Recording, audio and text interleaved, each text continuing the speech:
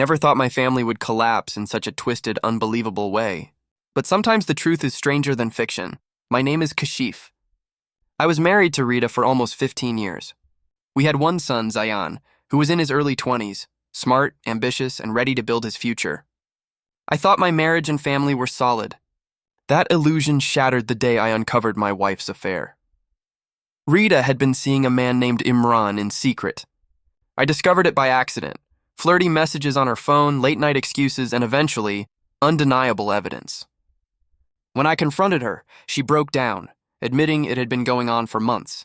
I felt betrayed, but for Zayaan's sake, I didn't destroy the family.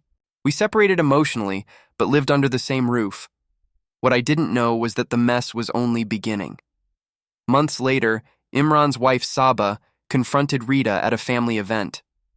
She screamed, cried, and exposed the affair in front of relatives. The room was filled with shame and chaos. That night, Zayaan sat with me and said, "Dad, this is humiliating." "But I swear I'll never repeat such betrayal." I believed him. Fast forward a year. Life had calmed down a little. Rida and I were more like strangers, but we coexisted.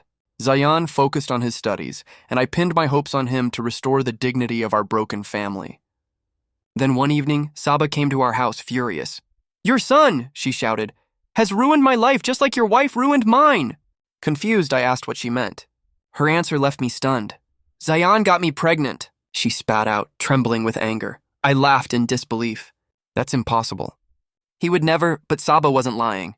Weeks later, she filed a petition demanding responsibility from Zayaan. The case forced a DNA test. When the results arrived, I nearly collapsed. The test confirmed it. Zayaan was the father of Saba's unborn child. My son had slept with the wife of my wife's affair partner. It was a scandal so twisted it felt unreal. The entire community buzzed with gossip. People said it was karma, that betrayal had circled back in the most shocking way. I was ashamed, angry, and broken all over again. When I confronted Zayaan, he couldn't meet my eyes. "Dad, I didn't mean for this to happen. After everything Imran did to us, I hated him.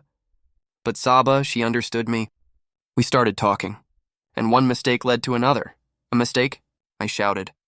"You didn't just disgrace yourself, you've dragged our family name into the mud." Meanwhile, Imran exploded with rage. His wife, pregnant with my son's child, it was humiliation he couldn't bear. He stormed into our house, threatening violence. Only the neighbors' intervention stopped a fight from turning deadly. Rida, ironically, wept the loudest. "How could Zayaan do this?" she cried. But I couldn't even look at her. She had lit the match with her betrayal, and now the fire had consumed everything. The court eventually forced Zayaan to take responsibility for Saba's child. He had to provide financial support, even though he was barely starting his career. His dreams shattered under the weight of a mistake that bound him forever to the very woman whose life had been destroyed by his own mother's affair. And me? I decided I had endured enough humiliation. I divorced Rida and cut off contact. She left the city, drowning in shame. As for Zayaan, I told him bluntly, "You will raise that child with dignity, even if it ruins you. Because you created life and now you can't run from it." He nodded, broken but resigned. The irony was unbearable. My wife's affair had ruined my marriage.